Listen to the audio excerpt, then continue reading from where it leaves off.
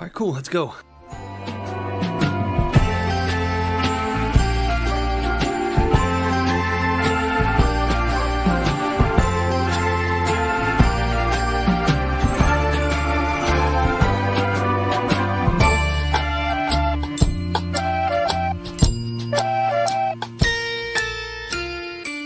What's up? Welcome to a new episode of Movie Schmovie. This is episode 279.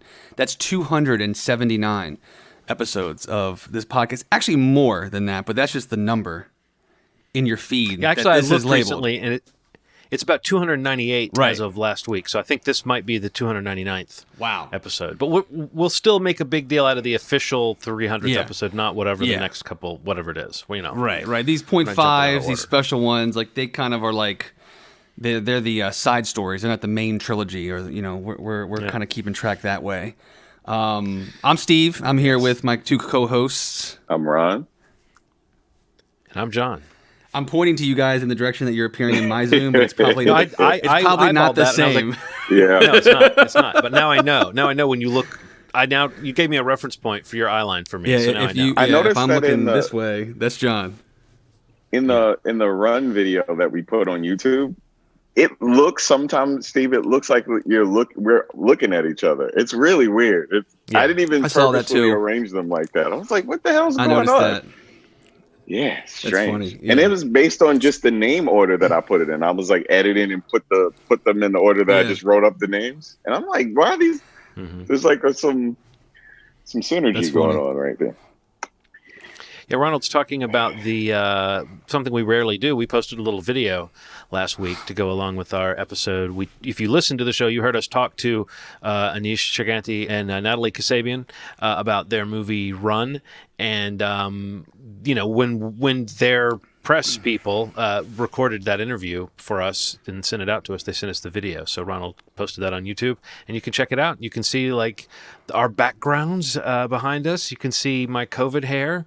You can see all kind of stuff, if you're curious. Anybody that listens, it's like, what do these assholes look like? Yeah. Well, now you know. I felt special, man. We got our first question in the comments. I felt so happy to just type the answer. Somebody was like, "Who are these kids that you're mentioning?" Boom.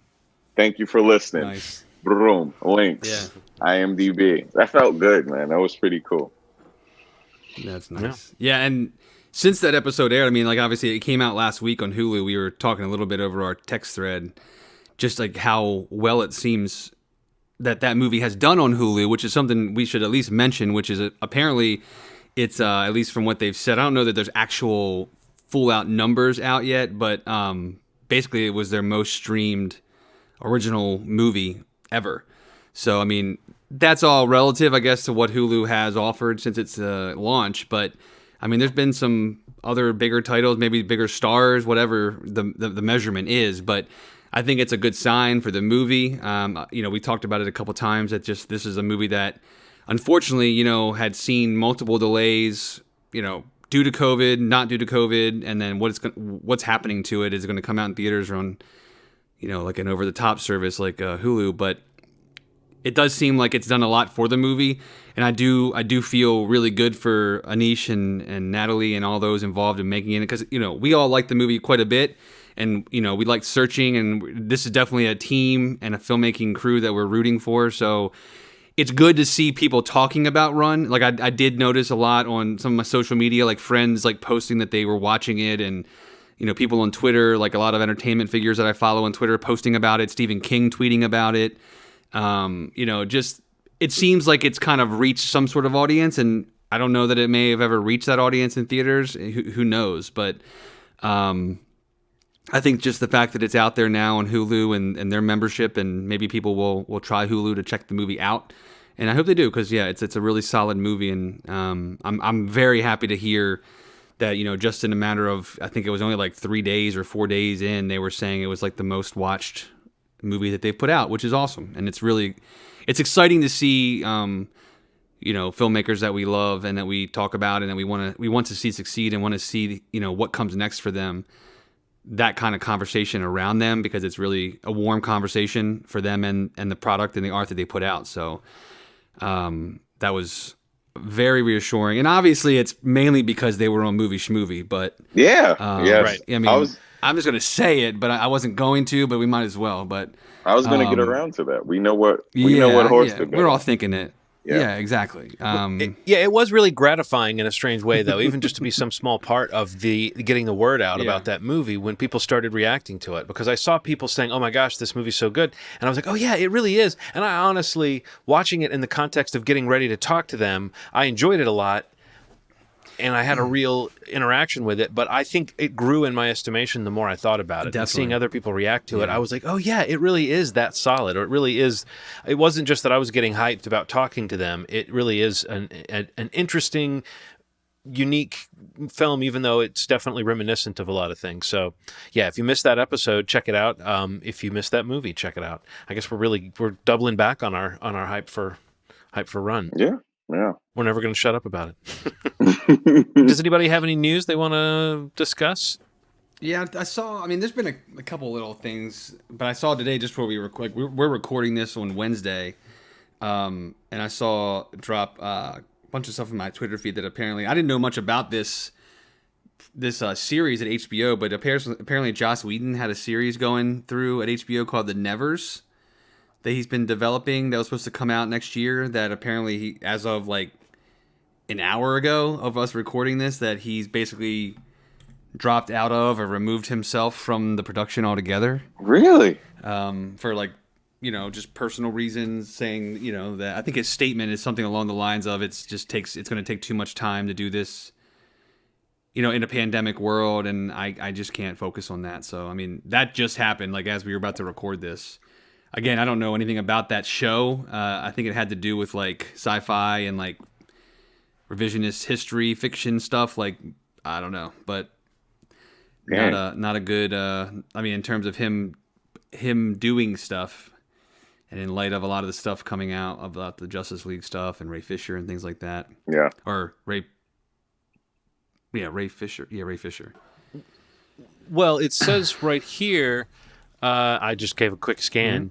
Entertainment Weekly's Twitter says Joss Whedon is stepping down from the upcoming HBO series The Nevers in the wake of a controversy over his time directing the Justice League reshoots for Warner Brothers. And then there's a link over the article. But there's other sites that are just sort of speculating that he's, referring to him as embattled director Joss Whedon. There is that side of him that, as you kind of alluded to, Steve, where every bit of news we've heard about him in recent years has been kind of tarnished in some way. Yep. And I've joked about it as he entered into the unflattering file photo phase of his career, where when they do an article about him, they stick a picture where he looks angry or bloated, or his skin tone doesn't look good. But you can tell when the knives are out for somebody. Sometimes you sort of filter it through. But when that Justice League stuff broke most recently, that was really some of the most damning stuff you hear about him. That just makes it sound like maybe on top of everything else, he's not a good guy to work for or to work with. Right. Beyond all the personal stuff I've heard about him, makes him sound like not a nice guy. But I don't know about career ruining stuff. So I don't know. It's another bad bit of news that's got Joss Whedon's name attached to it. Yeah. So I mean, Ray Fisher went on a campaign, man. This wasn't like a regular level of like a revelation that came out about somebody. This was like, he tweeted a lot about it. He did a couple of videos about it. It was pretty intense. And this in the age that we're in, it would behoove you to just be nice to everybody, because the assumption is going to be if you're targeting your energy towards somebody that's brown or woman or any minority, you probably are an asshole. That's what people are going to assume, regardless of what the narrative is. Maybe Ray Fisher was terrible on the set. But it's who beats you to the media first. And right. Well, look at who's been supporting Joss Whedon. It's like the studio and the other production people on the movie, and look at who's seeming to kind of support Ray Fisher. It's the other actors. So I sort of feel like it probably looks different from an executive standpoint. Yeah. But if someone's running the workplace that is a movie set in that way, then they shouldn't be there, and an ironic thing is people thought of Joss Whedon as the fun-loving one and Zack Snyder as this weirdo or whatever this. And again, where you talk about filmic styles, you could still have that debate, but apparently Zack Snyder is a really warm guy to work for and really engenders a sense of family and has that personal side to it. And at least for this crew, this group of people, it doesn't sound like Joss Whedon came in and continued that feeling for anybody. Right. But again, it's still, as much as I tend to believe Ray Fisher's account, it's still different people's account of the story. So it's not like we'll ever know for sure what really happened there. But I tend to believe the actor who's having this sort of cathartic moment where he finally tells the story, I could just totally believe the narrative of you keep your mouth shut for a long enough time, and then when it seems like it's really in the rear view, and especially if you're coming back to this material for this this redo that Zack Snyder's doing for next year, I could see how all those wounds would be kind of fresh. And it reminds me of John Boyega speaking out against his treatment by Disney on the recent Star Wars films, or just the way they kind of hyped his role and then didn't really have much to do with him. Right. It's like you can imagine people kind of going along with things and going with the flow when they're in the midst of this huge apparatus that's making a giant movie. But when you can look back at it, even just a little bit, you can say, "Oh, wait a minute, no, that really wasn't cool." And again, it's great that we're hearing these stories. So, yeah. But whether that has anything to do with why he stepped away from this show, I guess, is remaining to be seen. But it's kind of hard to believe that they're not connected somewhat when your career kind of goes to that place. I could see HBO, not wanting to hang a new multi-million-dollar enterprise on somebody who is kind of losing status in that way. But I don't know. It still seems, it's a real turnaround from when he was kind of the darling. Yeah. I'm sure it's not, I'm not sure of anything, but I'm sure that, I'd assume that, it's definitely a factor in why this is happening. I don't know that it's the reason why it's happening or if it's causing this to happen. Because, HBO is saying that, they still aim for this thing to come out next summer, which is like, a pretty big commitment, in terms of, living in a pandemic world. And this series must be something that they still want to do. And I'm sure that his involvement in it's still going to be pretty apparent in some ways, but yeah, I can't imagine that, all of the stress and the weight of what's going on with, literally what the headline in the wake of the Justice League controversy stuff, like it's probably not making anybody's job easier, including him, whatever he's doing, it's just like, it may be better just to kind of step back and just, and say, you need a break from this. So yeah, I don't know. We'll see. It sounds interesting though. This series does. Again, I never heard of it prior to this announcement tonight, but it does seem like a pretty interesting show. It sounds like if it might be a different thing, but I feel like he's been working on this for a long time. I feel like this is something he's been talking about for a really long time. I remember reading like 2 or 3 years ago, it was like straight to series, order at HBO, which is, a pretty good sign of their, not like a pilot or anything, just a straight order. But yeah, that's true, especially with HBO. Yeah. Develop a show for years without. Right.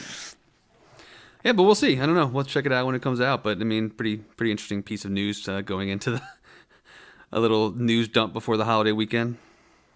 Yeah. Warner Brothers confirmed that Mads Mikkelsen is actually going to be replacing Johnny Depp. That's news. Okay. It was a rumor before, but Warner Brothers confirms it, which is, I think it's a great casting. I'm always with Mads in terms of casting for anything. He's so good, and seeing him in a role that's, this level of complex, pretty cool. No, it's hard to believe he hasn't done more kind of major stuff that makes him. I feel like he's on the edge of being a household name, and this would definitely be something that might put him over. I still feel like it's a shame that they replaced Colin Farrell with Johnny Depp. Oh my God, yeah, in that role, because I've come to really love him in recent years. I would have been happy if I'd heard, they just rehired Colin Farrell, but I think Mads Mikkelsen is a great choice for. Even though it's hard to think of anything Harry Potter related right now without also kind of thinking of what J.K. Rowling herself has done to sort of tar her her legacy a little bit with this. I don't know, just she's got her own, issues with her kind of transphobia and all that stuff that is seemingly coming out. So that's just a troubled world, a troubled production. But I think that Mads Mikkelsen over Johnny Depp is a step up, even if it were just a purely casting based choice. Yeah. I'm just not that interested in what he'll do these days. And his personal life is also a shit show that I can't pretend to know about. Yeah. But if, seems like a pretty unsavory guy in some ways. So this isn't really news, but I'm looking at this feed talking about like Love and Thunder, Thor: Love and Thunder, how they were saying how like Chris Pratt's gonna be in that film also now, or it was confirmed that he was. But they were posting these. I don't know. Have you guys seen these pictures? You can't see this on the podcast, but have you seen these pictures of Chris Hemsworth's arms? As Hulk Hogan? Yeah, I mean, I'm just saying, like, Hulk Hogan, and I'm sure that's going to bleed into Thor in some way, but look at this motherfucker. Yeah. That is insane. That looks like a muscle suit. Yeah, it does. It really does. I can't wait to see that biopic, man. Like, I know. Hulk Hogan's like, icon. He's going to be so good. And he has that amount of silly that he's going to... Because Hulk Hogan is a silly person. Well, how dark are they going to go with Hulk Hogan? Are they going to get into some of the more recent crazy stuff, or is it going to be sort of a happy day? Isn't this one of those? This is one of those problems where, like, isn't he a part of the production team? Yeah. So it can't go too deep on this unsavory stuff. He'll try to be more like, this is what my life is. I did call some people some racist stuff, and I did sue a publication and bankrupt them. Yeah, that was that. To me, is triumph of all triumphs. But not just that, his lawsuit or his case hinged on him talking about how he had bragged and exaggerated the size of his dick, which is just like, that to me is something like to picture him like tearful on the stand saying, "No, I just said that." It's like that. It's hard to picture him producing the movie and saying, "We got to get this part in there," but it's also hard to not picture Chris Hemsworth killing a ridiculous scene like that. Yeah. So I don't know. But I mean, I agree. I think it's just interesting. It seems like at a different time, this movie would have been primed to be one of those kind of quirky, fun-loving biopics where there isn't a dark underbelly, dark underbelly to the person, and so they get to be kind of fun and frivolous, or even something like Ed Wood or something where you're kind of paying homage to somebody. It's kitschy, but now he's got this side to him, and I just don't see how you make a movie that ignores that stuff without seeming like it's pretending that we don't know. But also, it is hard to picture how you put that in a movie, if he's involved. So no, I'm very interested what the tone, what they're going for with that. But that casting definitely brings a smile to my face. So yeah, one of the other things I was going to mention also, just basically as we were doing this call, it was breaking that. What was it called? Godzilla versus Kong, like the Adam Wingard movie. Did you guys see that? Apparently Netflix made a $200 million plus offer to try to get the movie for streaming on Netflix. But apparently it seems like at least what this is reporting is that that Warner Brothers is trying, I guess, their share of this production, because it's them and Legendary that make these, that they're trying to, that it actually may come out on HBO Max. Get out of here. What? Yeah. I mean, that's what they're saying. Oh my God. Tonight. I mean, I don't know. This is like, I guess maybe they're going to, part of this commitment is going to see how Wonder Woman does. But, it's targeted for May 21st, 2021 theatrical. If that happens or not, I don't know. But they're apparently, and it got pushed back because it was supposed to be before that. But that's another one that apparently, just like the rumors of Bond, these big franchise movies that Netflix is trying to get. Apparently, that's another one, and that just broke today or tonight. That's insane. I'm literally reading it as we're talking. I think two things are happening. One, obviously, they want to bring some viewers to HBO Max. But then also, AT&T is making these moves, man. Like that, you know, they own all these companies, and I think that they're like, look, these films are just sitting there. We need to offload some of this stuff. Yeah. And from a business standpoint, they're just kind of like, you know, I feel like the assembly line is starting, and this feels like proof of that. So that's cool, man. Yeah, because eventually, like eventually, like there's like a bit of a possible lull in production, but some of these like huge tent poles, you know, which are like kind of the prime suspect for what will still get theatrical releases even in the post-COVID world. You know, the ones that have been sitting around for going on a year now, plus in some cases, because Wonder Woman, for example, was supposed to come back. That was supposed to come back out in, what was it, November of 2019. Yeah. And it got pushed back to the summer of 2020. So, like, you know, that movie even has been gestating for over a year. So it's like, how do you keep the word going for these movies for so long? Yeah. You know, while you're still getting the marketing going for the ones that are in production, post-production, that are, you know, this year's tentpoles or next year's tentpoles. So it's like, I think you're right. I think there's like a bit of a overlap happening, and there's like a call that has to be made in some of these scenarios where it's like, in Wonder Woman's case, like they're doing this hybrid, like theatrical, where you can see it internationally, theatrical, but domestically, since HBO Max is a domestic product, you know, that seems like an interesting move. And I think you're right. I think a lot of it is to try to, you know, get as many subscribers on HBO Max as possible for, you know, quarter reportings and things like that. Two things. December 10th is Disney's quarterly call where they kind of announce things, and the rumor is that they're going to add an adult section of Disney that's accessible. Not anything like necessarily R-rated, but maybe stuff like sitcoms that could go there. They're, you know, a little more edgy. With that said, do you think that they'll, if that happens, let's say hypothetically, if that happens, do you think that companies like are in trouble because Disney will try to put things that are a little more adulty on there? Like that could also pose a threat. You're saying that would be that would be a part of Disney Plus? Yeah. There's a rumor. I mean, it's just a rumor that they're going to have stuff that could fit that's a little more adult. Not R, but stuff that's a little more adult. Yeah. I think if that's true, and I think that's probably a smart move, especially with the announcement of how they're kind of deciding this new way that they're deciding where content goes.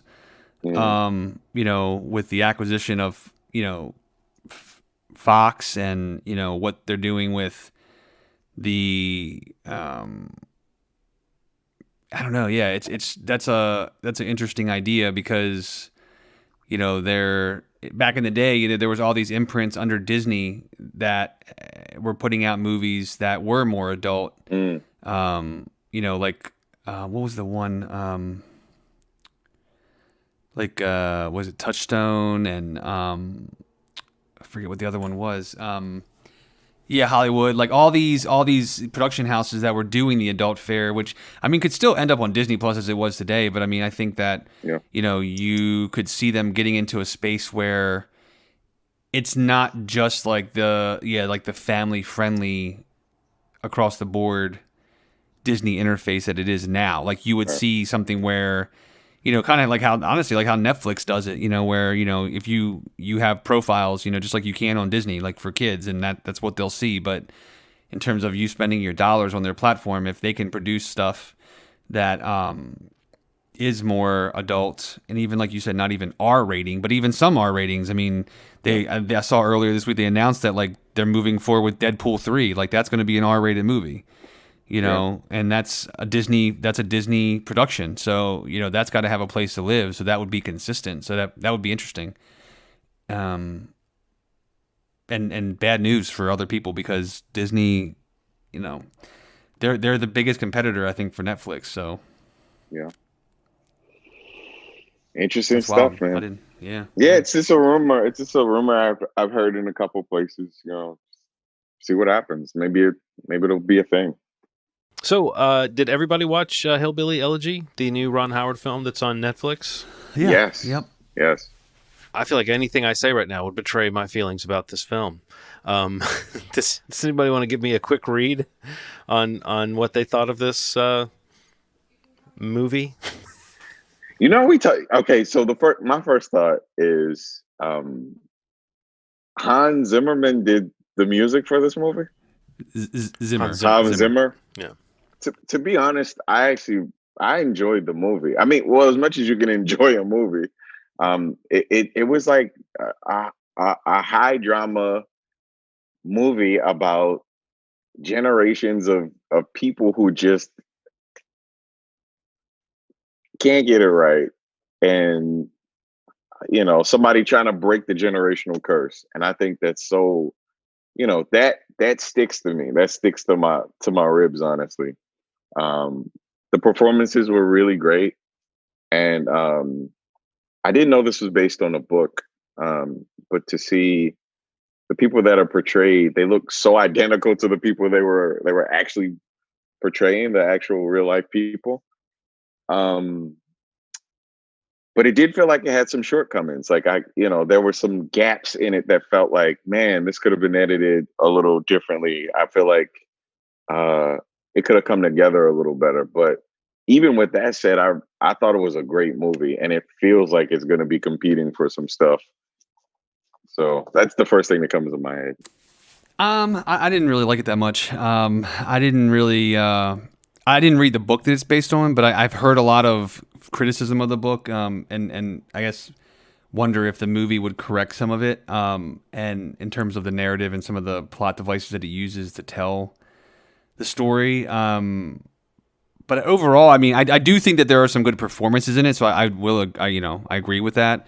I don't think that the lead actor was up to the challenge, especially opposite Amy Adams and Glenn Close. I think that he was probably the weakest link for me, both as a kid and as an adult. But I think the biggest thing was like it kind of felt super spastic to me. I felt like it felt very dull and boring at times, and with some really kind of just weak and cheap dialogue. And then the next moment, there's just like a lot of yelling and anger, and it just wasn't the balance wasn't there enough to kind of keep the narrative going for me. And I mean, and in general, like I like mostly everybody involved with this movie. Like I genuinely love most Ron Howard movies, and he's kind of got a rap for being kind of like having a certain style of movie and a style of filmmaking, which I don't necessarily look down upon. I mean, I like most of his movies, but I don't know, something about this just felt very kind of generic and cheap, and not doing any service to I guess the culture that it's talking about. It's from what I've heard and read in a lot of the reviews about it. Mainly because I just don't think that the screenplay is there. It's the way that it goes about, like Glenn Close's whole thing about Terminator 2 and good Terminators and bad Terminators, like that whole scene. Did that even happen in the movies? Like that sounded made up. Like it's yeah. It's just like that's just like it's just weird. Like I don't know. Just it isn't like I don't necessarily think it's like a disaster of a movie. I don't know. I'm sure people out there like it. I've seen a bunch of people posting about it already that that they've enjoyed it, but it's just I don't know. Outside of the performances, and I think you're right. Like if anything is noticed, and I don't even think Zimmer's score stands out at all. It just kind of gets buried with this movie, which just felt very generic to me, and yeah, I'd have a hard time probably recommending it personally. Yeah, I think that if you want to like pick one thing out, you would say the performances. You would say that Amy Adams and I would say to a lesser extent, but still in there, Glenn Close. Yeah. Like Glenn Close is playing such a kind of strong, kind of almost cartoony character that I do think that some of the dialogue, particularly when she's given like acerbic lines to say, that it doesn't really work. But there's a few moments later where she's just playing the sadness and the tragedy of her character's story. Just you see it on her face, and you see the way she's trying to take control of a bad situation and help her grandson in this case. And I felt that, and I do think the lead actor who was kind of outmatched by by both Glenn Close and Amy Adams. I would say the kid less so for me, but definitely the kid is still a little bit like gobbled up by those other performers. Yeah. But it made more sense for it to be a kid. But when he's grown, there's a moment he has that was the moment you're kind of talking about, Ronald, this whole idea of breaking a cycle. And I think that moment is very powerful, and I think that it comes at a time where if I had been really into the movie, I would have felt this catharsis, or I would have felt this moment of, oh my gosh, this character has finally kind of taken control of his life. But because of that lead performance being kind of bland, I do think that moment kind of missed me a little bit. And overall, there's melodrama in some movies, and sometimes a good melodrama just hits the spot for you. And I like certain directors who use melodramatic stuff, like, Magnolia is an extremely melodramatic movie, right. And P.T. Anderson uses those kind of melodramatic character beats a lot, and lets actors do that stuff. And so it doesn't have to be cheesy. And this movie is not cheesy. But it is kind of miserable, and it is sort of like there's a little bit of that. Why am I watching this? What is this story really? And I thought as it was going along, I was more interested in, this is going to sound, I'm not trying to make it something it wasn't trying to be, but I was a little disappointed, I should say, that the story didn't tackle any of the sort of socio-political aspects of like why people in these rural areas are so depressed, and why addiction is such an issue. Again, I kind of wish it was the wire of the world that it's in. I would have liked to have seen a little bit more of a cross section. Sure. I felt kind of cooped up with these characters, and in the end, even though it is like a story of someone kind of coming out of a tough situation or maybe growing past humble beginnings or whatever you want to say, I found that sort of self-empowerment message to be a kind of a shallow aspect of the story that I saw. And it felt like a weird note to sort of to hinge the movie on, of this is about someone saying, and I'm all right. Like to me that felt a little simplistic, but I agree that like you get sucked into the melodrama of this. I was watching it with my wife, and she said, God, this is just like an after-school special that never ends, And I was like, I kind of know what you mean, because it did feel like it was this kind of moralistic storytelling that it happens to be well acted. It gives it a certain nuance. And I do think you can't blame Ron Howard. This material is not the sort of material you picture him tackling. Yeah. And, I think he's the kind of journeyman director we've talked about liking on this show, just people who you don't always know what their next move is going to be. And maybe he doesn't knock you on your ass with his style, but he does have a sort of sure hand that he brings to a lot of different movies. And he's one of those directors that if you made a list of everything he's done, there's a few things that'll surprise you, and probably a couple of things you really like are on there. Yeah, the fact that you don't think of them as Ron Howard, capital letters, films is kind of part of what he does, Yeah, but no, I can see why people think of that as a sign of like something lacking in a director, but to me it's a sign of a different skill than some of the showier, more stylistic directors have. And it's almost like it's like what you're describing just there is, I think, this journeyman idea. Like he doesn't really, I don't know that he has like a touch, or to most people that I don't know that you would look at a movie and know that it's a Ron Howard film because it doesn't have that like signature style. And I think a movie or the story like this, kind of what you were getting at, John, like you'd almost want more teeth on this story. You'd want to see a little more of that socio-political, socio-economic reason that everything is the way it is for this part of the country, or the people in this part of the country.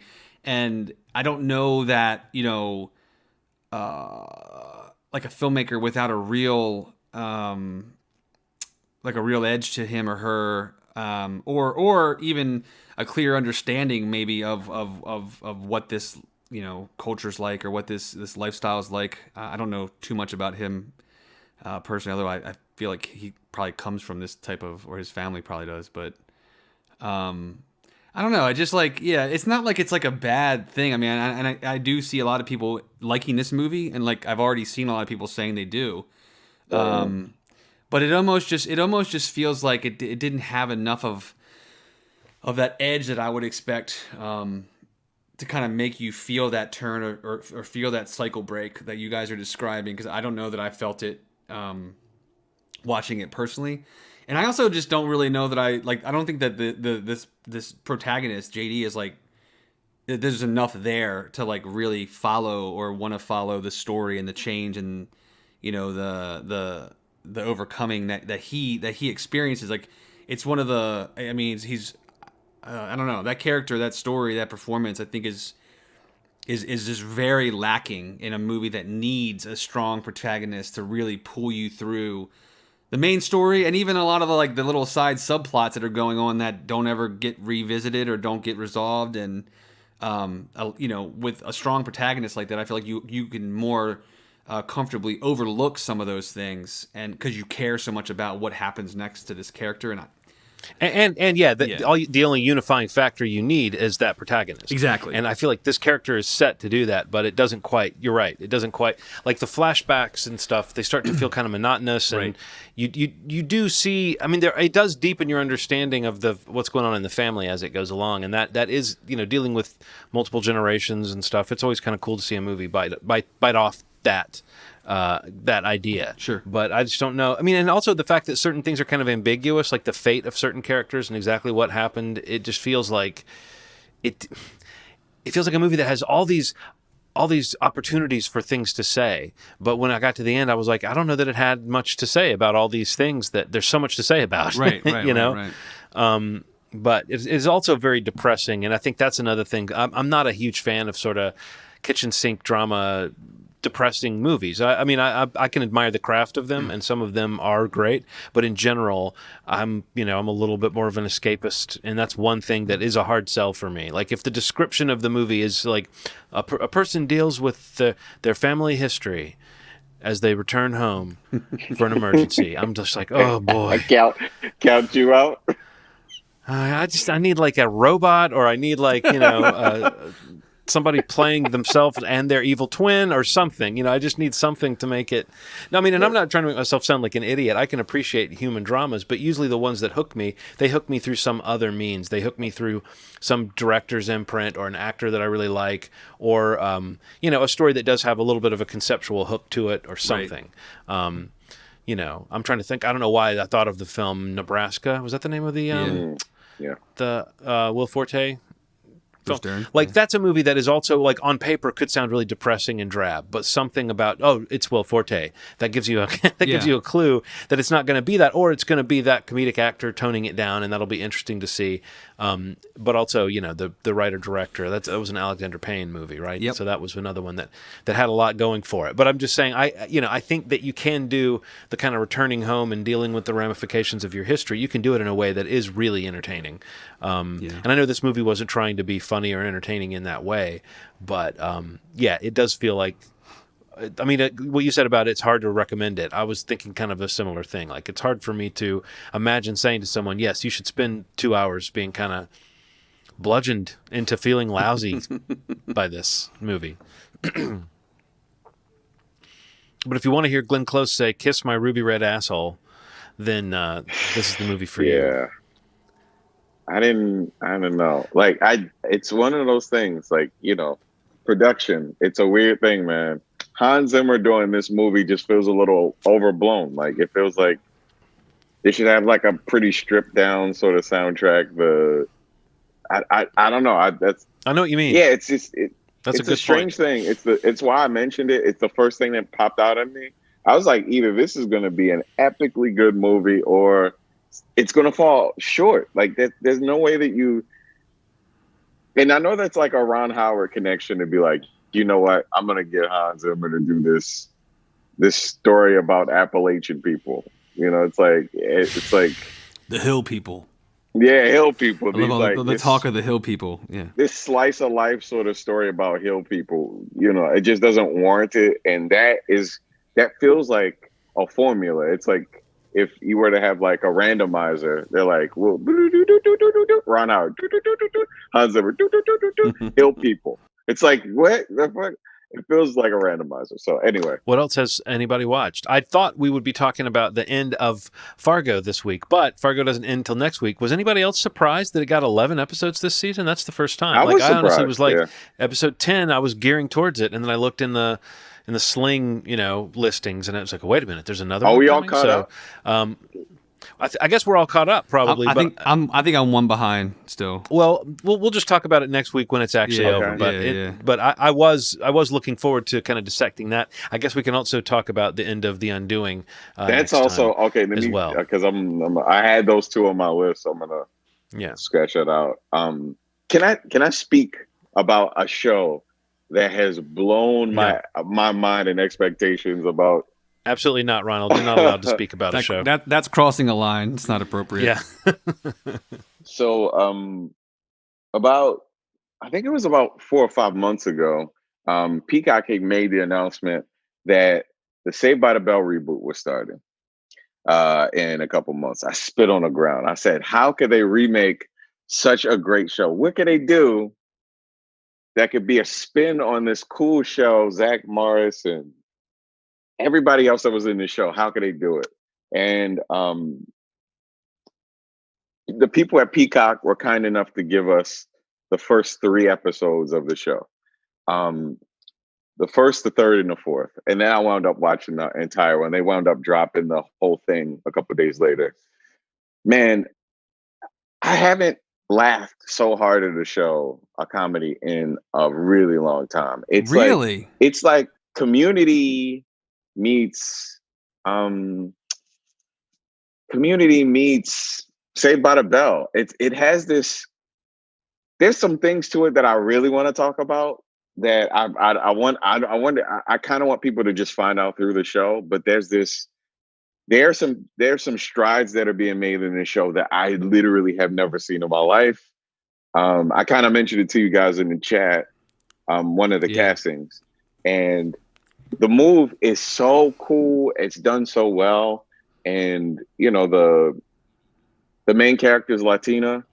It's done. Besides the Zach Morris's son, Mac Morris, the other lead is Hispanic. Great character, and just everything about this show kind of hits on all cylinders. I loved it. It was so fucking good. I think I'm gonna rewatch it. Actually, I watched it for screening purposes.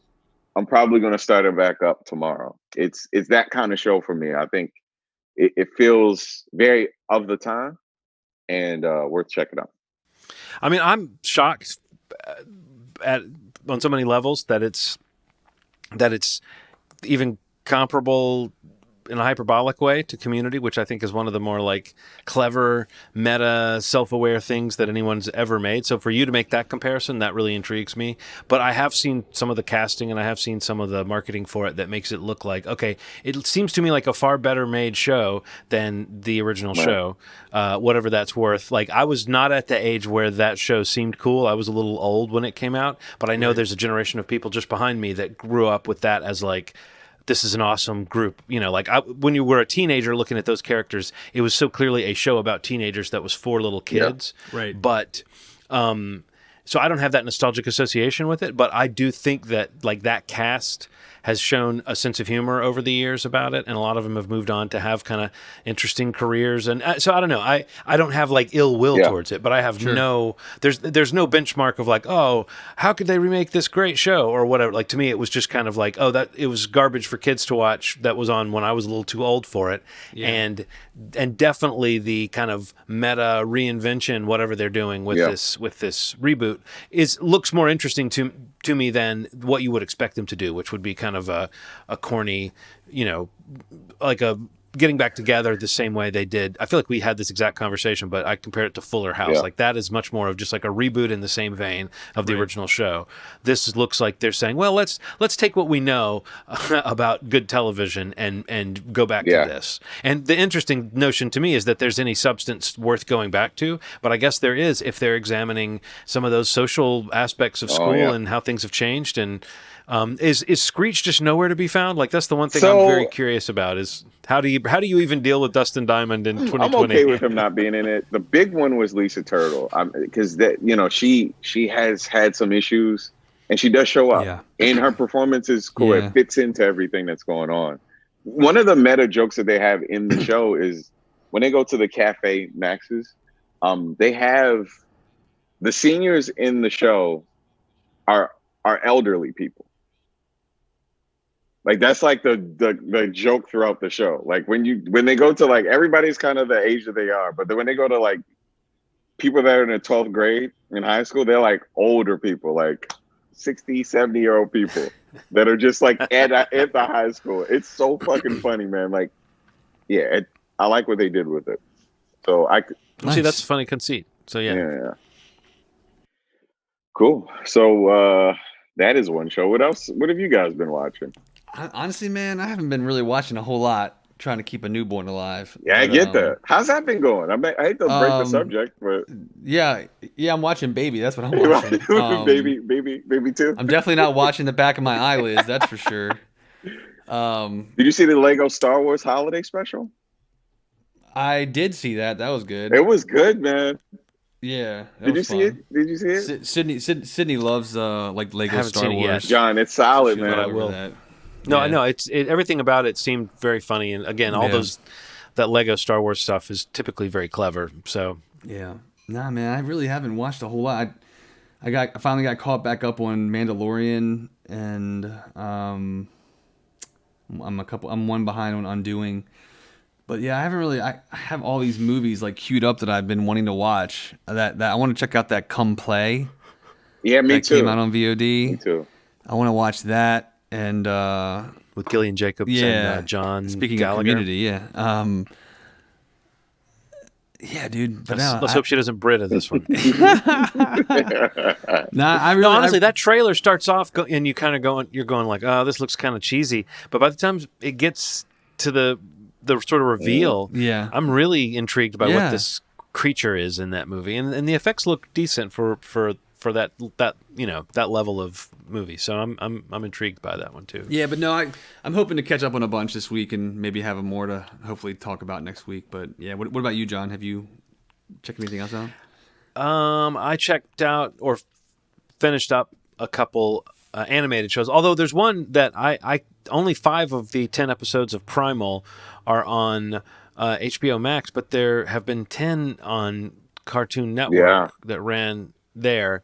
And so I noticed that they're marathoning them next Sunday. So I will be able to watch episodes 6 through 10 of Primal then. But I watched the first 5 episodes of that on HBO Max, and I think I texted you, Ronald, that it's one of the coolest looking things I've ever seen. I love that show, man. It's just so dynamic and interesting to look at. And I mean, it's no surprise with the pedigree of who's behind it.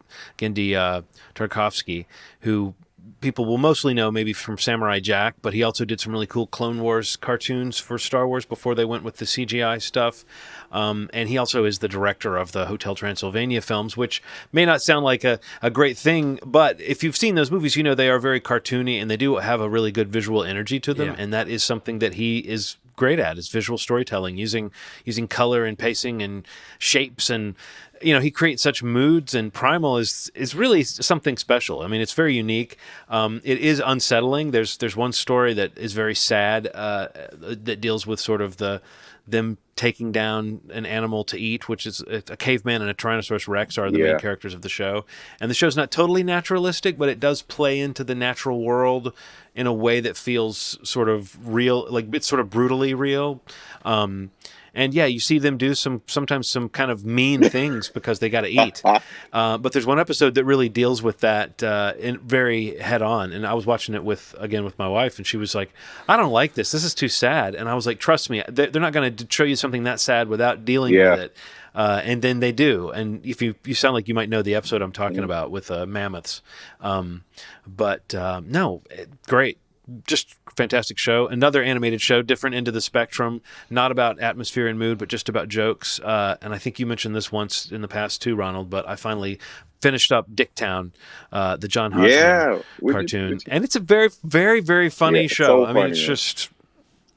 And it's visually, it's going to remind you of kind of Hanna-Barbera styled shows, like it kind of pretends to be that sort of retro detective style show, but the deeper you get into those characters and the deeper that world develops, the more it's just kind of a portrait of this sad guy who, and the arrested development of that character and what he's going through. But the notion of a detective who started out as a teen detective, like Encyclopedia Brown, and now he's a grown man, but he's still doing like the same kind of cases. It's a funny concept, but where it really, takes off is they get some great guests to come on and do just one character. And since it's a mystery-based show, you get kind of a different set of characters every episode. So little 12-minute episodes, really digestible. There was one joke. They're coming up to a guy to question him, John Hodgman and his sort of muscle guy. He goes around as a detective, and his driver, he doesn't have a driver's license. So his driver is a guy who David Rees is the guy's name, but it's very funny as well. And they come up to, and H. John Benjamin from Bob's Burgers and Home Movies is doing the voice of the guest. And they come up to him and he says, "I don't talk to cops." And he says, "We're not cops."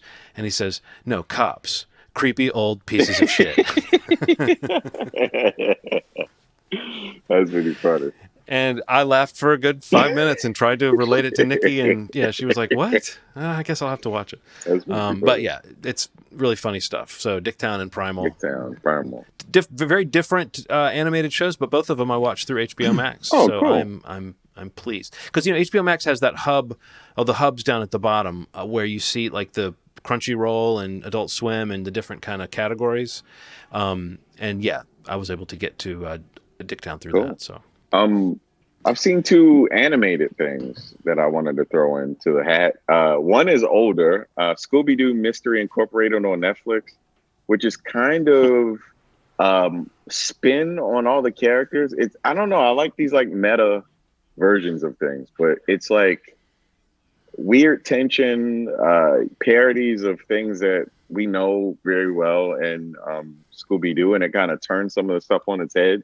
There's some romance between some of the characters that wasn't in any of the other versions. It's a strange ass show that's definitely worth checking out. Scooby-Doo Mystery Incorporated. That's on Netflix. Let me just see if I can. I just want to spot it to see if I know the version that is, because I do remember. I think I remember when that. Yeah, that was a good. Every couple of years, you're right, Ronald. They kind of reinvent that concept. And when Henry was a little kid and was watching just mostly cartoons, I noticed that. There were 2 or 3 different iterations of Scooby-Doo. That they had done, and they do get more. That property just seems like it's ripe for that kind of meta, self-aware stuff. Yeah. I do remember this being a kind of a fun version. Yeah, it was cool. I really enjoyed it. And the second is Hulu's Animaniacs, the 2020 version of Animaniacs that we were also given a screener for. Thank you, Hulu. I wanted to say, I think that this thing holds up, man. Like, if it has the same feeling. So, like, if you don't know Animaniacs, and you're coming in, you might not think it's funny. But Animaniacs has kind of kept this tone. And I don't understand. I'm always very amazed that somehow when something's remade that it can keep the tone of it in some way, shape, or form. And right. it feels like I hate to use this word, but I'm gonna just use it. Woke, more conscious version of Animaniacs that acknowledges some of the sexism, some of the weird, entitlement stuff that kind of exists. I think it was really enjoyable. I thought that it was fun. I thought it was a great show. Well, isn't Animaniacs one of those shows that, like, it's like Weird Al or The Simpsons or something like that, where it's poking fun at pop culture. So if it had kept going all these years, it would have always had pop culture to poke fun at, and it would have always had the same kind of stance. So the fact that it's changed its game a little bit, but it's still, all it needs to do is be able to kind of, blow raspberries at pop culture in a sense. Like, it was always a very meta show anyway. So to me, the fact that it's I guess what I'm saying is it doesn't surprise me that they're able to bring that energy back right now. It almost feels like a show that is made for right now, that tone. It's very quick, very referential, very very slapsticky. So there was actually coming back. There was one more I forgot to mention. We did binge one series this week, and it's the one that everybody's talking about on Netflix, which was The Queen's Gambit. Oh yeah, how is it? I thought it was incredible. Holy shit, that show is amazing. Aaron said the same thing. I just literally saw everyone posting about it, and like it had been trending at #1 on their top chart for like weeks.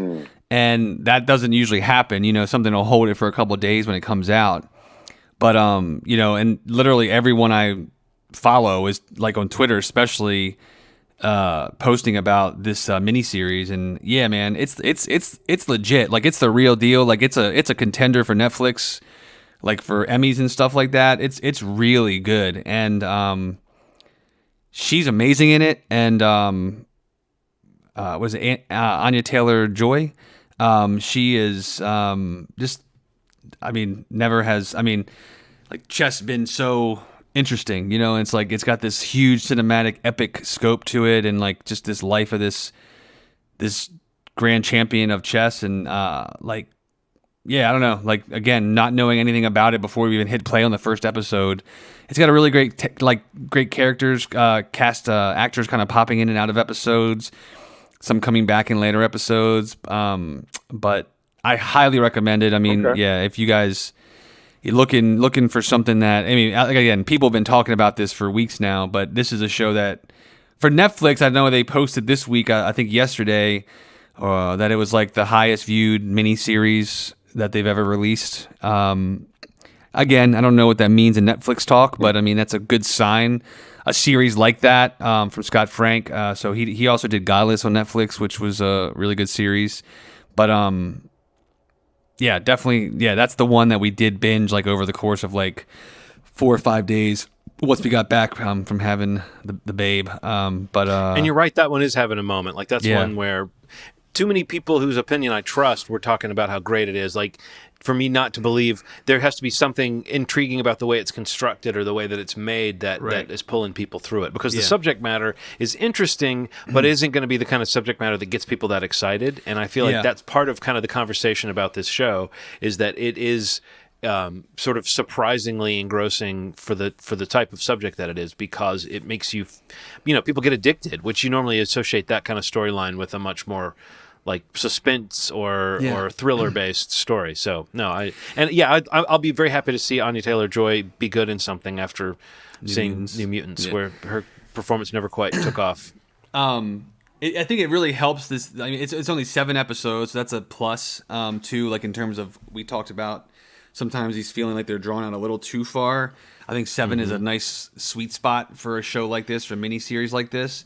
But yeah, I do the idea of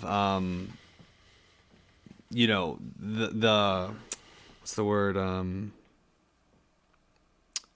my god, I'm blanking on, like, not the zeitgeist, but like, this Netflix kind of having another title that really kind of crosses over, like has nothing really going for it before it comes out, and like it's the kind of thing that, like, everybody's talking about. It's like, there's not like a bunch of pre-press for that title. It drops and people, like, everyone's talking about it. But it's one of those things where it's not some hot acquisition or something like that. It's just like a really well made, well crafted story, and it's got, I wanted to mention to you guys, because we talked about this with like the season finale of Dickie. Is Dickie? Little Dickie's show? What's it called? Dave. Yeah, like, so that season finale, like how it has that moment at the end where you're just like, you kind of get like that, you want to cheer, or you get that goosebump moment where the character, like, it has that moment. Yeah. And there's you didn't realize you were building towards a moment, but you were, of like emotion and like feeling it. And there's a similar, I don't know if it's the same scale, but there's a similar moment. This show has one of those moments in the finale for the lead actress, where you, like, literally I had goosebumps. Like, there's like a moment of realization that happens that gave me that same kind of feeling, that rooting for them the entire time, and you don't even realize that it's building to this crescendo that it is, and when it happens, you're just like, I just kind of got, you just get those goosebump moments, and it's a really, it's just a great miniseries. Highly recommend. One of the better ones I've seen this year for sure. Cool. Yeah, definitely check that out, guys, for sure. I saw Erin posting about it too, Ronald, so I know she'd like to. Yeah, she loved it, man. Yeah, it's great. I can't wait to see it. Speaking of Netflix, I saw the musical Christmas movie Jingle Jangle. Man. Oh yeah. How was it? It was so good, man. It's just easy. It's an easy watch. It has a lot of like it's a heavy story with a lot of like I just hadn't seen a lot of black people on screen doing this sort of thing, right? But then the outfits are really cool because it's like it's like these cool like suits with like African prints underneath it. It's just, it looks like the set of Harry Potter. It's probably the set of Harry Potter.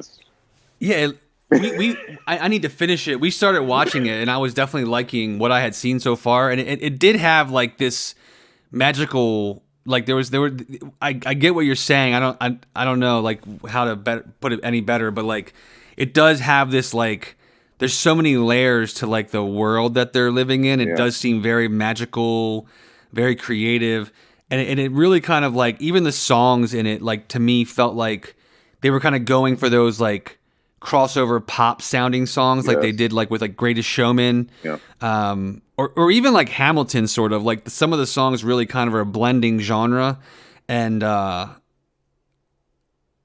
I saw of it I thought was really fun. I definitely plan on finishing that soon. But yeah, that's another one a lot of people I like posting. I've seen like, usually like a touch point for me is like my mom telling me like, have you seen that thing on Netflix? And it's like that's one where she's like, I love that. That was great. It's fun. It's a fun thing, man. Like you leave it. Yeah, and like everybody's posting about it. Yeah, you feel good. I felt so good after I watched it. I'm like, anything is possible. That's good. That's good. Anything is possible. That's good. Which was cool. What else have you guys been watching? Anything else? Can I rattle off a couple of things? Dry. Okay, so I have two Hulu things that I wanted to mention. One is Teacher, which is the story about a teacher. A teacher grooming a kid. No. I'm saying the show is called A Teacher. Yeah. A Teacher. Oh, is it A Teacher? Yeah. A Teacher. Both of those ways. It's based on the movie. Yeah. It's based on the movie. Yes, that came out 2013, I think. Yeah. It's a crazy show, really intense. I want to watch that. You will. There are parts in it where I'm like, how did this? You know, it's like this fork in the road. There's a lot of forks in the road, and I think that I think this kind of makes it, kind of humanizes the idea that like the only thing that really stops these things from happening is your moral compass. It's not like you look. Sure. She's looking at this person, and he's taller than her. He looks like an adult to her. She should not be around this person. And she, every fork in the road, it's like, nope, hang out with him. Nope, spend more time with him. Nope. Yeah. It's really interesting to watch it kind of unfold the way that it does. So that's one. Yeah, I love Kate. I love her, so I've been wanting to watch that. Yeah. I love Kate Mara. She's really good. Mara, whatever. And the other Hulu thing is 6ix9ine, the saga of Danny Hernandez, who is affectionately known as 6ix9ine, but his rapper name is Tekashi 6ix9ine. One of the most controversial men in years, because of the way that his fame came about and what he does once he gets caught by the police is epic. And to see, because it actually starts as a pretty interesting story. Like he gets he puts a song out, he finds some people overseas that want to promote it, he starts touring, and then he changes his image to kind of become this caricature. So he like starts tattooing his face and rapping about vulgar things and starts hanging around gang members. And then he gets very, very popular on the internet because people don't live that life and they attach themselves. And it's a good story, man. They have to make a movie out of this. Like to the point where like somebody's going to pick this movie up at some point or the story and make it into something. Is that weird? I'm sure it's already been done. I'm sure it's already been done. It's so strange, man. It's a strange fucking story. It's a poor kid from New York reinventing himself several times, but the last time was the best when he decided to dye his hair and put tattoos all over his face. It's fucking strange, man. So that's one. Great documentary. And two HBO shows. One is Moonbase. John C. Reilly. God, what is his name? Why can't I remember his name right now? The drummer. Tim Heidecker. Yes. Fred Armisen. Yes. a story about some gentlemen that are preparing for a space program, and they're in the desert. No, it's very funny. And kind of living their lives out there. It is so funny. The sides are really. At first, when I first saw it, I was like, I had feelings about it. Like I was like, it feels like I'm supposed to be laughing at this, and I'm just laughing at this. Then I rewatched it. I'm like, okay, I'm still laughing at the same jokes. I'm still laughing at the same gags. This is a genuinely funny show. Well, I mean, the reason to watch that is you see that Fred Armisen, John C. Reilly, and Tim Heidecker are doing something. You know what I mean? Like the cast is the sales pitch for that, and so there's 3 different but overlapping forms of comedy that you can sort of trust if you think those guys are funny, and I think they're all funny on their own. It was too tantalizing. I do agree with you that there is a little bit of it's a little bit like laid back tone to it that can make some of the jokes feel a little bit awkward, but I think again with those 3 guys, you expect the humor to be awkward. I do think it's got a heart to it that is part of what makes it tolerable, but I enjoyed it a lot, and I think it's just it's like the antithesis of something like Space Force, where it's this kind of big launch and it's big budget and it's all this stuff riding on it. The Moonbase 8, is that what it's called? Moonbase 8 is just low key in so many ways, but it approaches a lot of those same ideas. And no, I don't know. I like all those actors a lot. So Fred Armisen, you hear bad stories about his personality in real life, but I try not to overthink that stuff too much, because I do think he does seem like an alien that might be hard to live with, but I think he's a super funny performer. It kind of seems like that comes with the territory. He doesn't strike me as a person that's very easy to at first get along with. That might grow into a beautiful friendship, but initial interactions seem like they'd be rough. And then the last thing, I kind of talked about this and didn't know where you could watch it at first, but now HBO Max has picked it up. I Hate Susie, which is probably one of my favorite shows of the year, about a famous performer, like kind of jack of all trades sort of character, played by Billy Piper, who has a series of compromising pictures leak, and sort of the events that follow that. And it's a comedy drama with a lot of self-reflection in it, and it's just really well done. The Diary of a Secret Call Girl, or Diary of a Call Girl, was Billy Piper. Secret Diary of a Call Girl. Secret Diary of a Call Girl. Thank you. Was Billy Piper's sort of introduction to American audiences, and a lot of people that's a sleeper hit. It's like a really cool show that I still hear about every couple of months. Somebody will bring it up in a blog or something like that. But I Hate Susie is a really good show, very short, and kind of gets to the point. It's worth checking out, and now is on HBO Max. Nice. So that's all I've seen. That's a whole lot. It's a whole lot, man. It's a whole lot. Well, next week we can talk about Fargo, The Undoing. Yes. That'll be good. And I want to check out that new Hulu movie, The Happiest Season. Me with too. Kristen Stewart and Mackenzie Davis. I haven't checked that out yet. Maybe we can talk about that too. Cool. Do you guys have anything else you want to throw in tonight's episode? Not tonight, except I guess I hope everyone's having a happy and safe Thanksgiving weekend. Yeah. Have a safe and happy holiday weekend. Yes, please. Hopefully you're practicing smart decisions and taking care of you and yours. Yes. Yes, please do. Movieschmovie.com is the website, facebook.com/movieschmovie.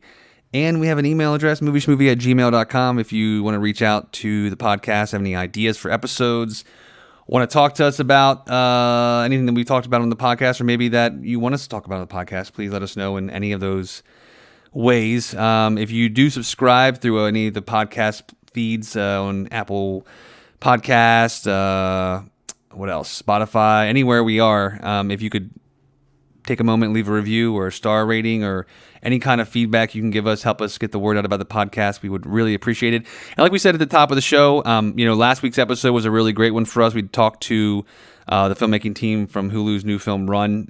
We have a video up on YouTube on the channel there if you want to watch that to see the interview that we did, or you can check out last week's episode for the interview if you want to just kind of listen to it as you're going about your day. But we definitely would appreciate it if you could check that episode out. It was a pretty special one for the podcast. But with that said, we'll see you guys next week, and we'll be talking about a couple of our shows that we've been following that are wrapping up this week, and maybe a couple other new release titles that are coming out between now and then. And as always, you've made our day. Thanks.